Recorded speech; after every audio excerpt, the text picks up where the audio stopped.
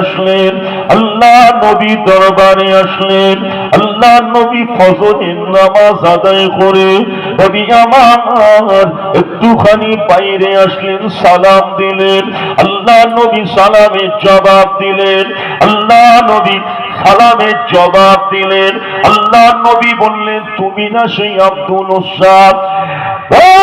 আব্দুল উজ্জাব, আমি রাসূলুল্লাহ, আমার কাছে তুমি আসতে করোনায় বিভিন্ন রকমের কাপড় পরিধান করে আসতে, আজ কেন তোমার পরনায় কাপড় নাই?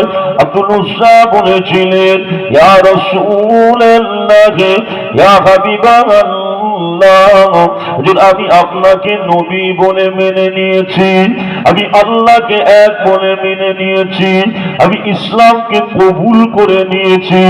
ওই জন্যে আমার চাচা সব কিছু আমার কাছ থেকে খুলে নিয়েছে। আল্লাহ নবী বলেছিলেন, আব্দুল উজ্জাব, ইসলাম কবুল করে নিয়েছো, সব তোমার কাছ থেকে খুলে নিয়েছে, শুধুমাত্র ছোট দুটি কাপড় দিয়ে নিজের গুপ্ত অঙ্গটাকে ঢেকে আমার কাছে তুমি চলে আসলে।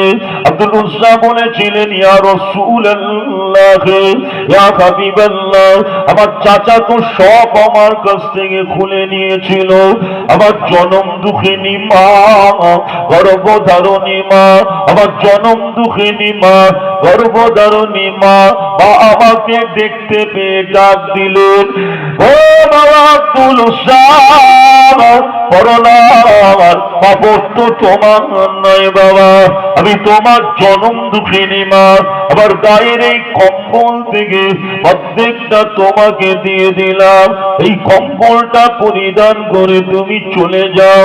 ইয়া রাসূলুল্লাহ, ইয়া হাবিবাল্লাহ, আমি যে আজকে আপনার সামনে দাঁড়িয়ে রয়েছি, এটা হলো আমার জনম দুঃখিনী মায়ের দেওয়া গায়ের কম্বল। আল্লাহ নবী বলেছিলেন, ও বাবা আব্দুল উজ্জাব, আজ থেকে তুমি আব্দুল উজ্জাব নয়, আমি রাসূলুল্লাহ তোমার নামটাকে আব্দুল্লাহ জুলবিজাদাইন দিয়ে দিলাম। জোরে বলুন সুবহানাল্লাহ। ও বাবা আব্দুল উজ্জাব, আজ থেকে তুমি এখানে থাকবে। আব্দুল উজ্জাব থাকার জায়গাটা আসহাবে সুফা ভিতরে হয়ে গেল। আসহাবে সুফা ভিতরে আব্দুল উজ্জাব থাকতেন। আব্দুল উজ্জাব বড্ড জোরে জোরে কোরআন পড়তেন।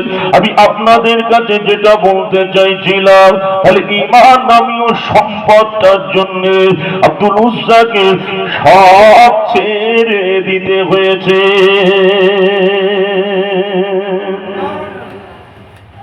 ঈমান আনার কারণে সব ছেড়ে দিয়ে চলে এসেছে। পরনার কাপড়টাও ছিল না, মায়ের দেওয়া কম্বলটা পরে দুটো ভাগ করে অর্ধেকটা নিজে পরে নিয়ে অর্ধেকটা গায়ে দিয়ে আল্লাহ রসুলের কাছে এসেছে।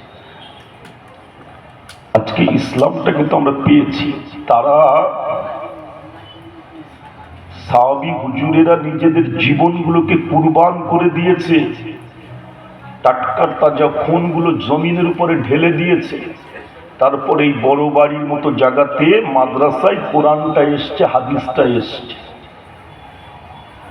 কথা ঠিক বলছি না ভুল বলছি? আল্লাহ নবীর একজন সাহাবী ছিলেন, যিনি ইসলাম কবুল করার জন্য তাকেও সব কিছু ছেড়ে দিতে হয়েছিলেন। আল্লাহ নবীর একজন সাহাবী ছিলেন, যে সাহাবীটির নাম হলো মুসআব ইবনে উমাইর রাদিয়াল্লাহু তাআলা আনহু।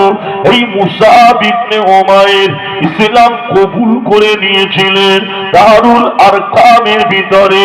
আল্লাহ নবীর হাতে হাত দিয়ে ঈমানের কালেমা পড়ে মুসআব ইবনে উমাইর ইসলাম কবুল করে নিয়েছিলেন। জোরে বলুন সুবহানাল্লাহ।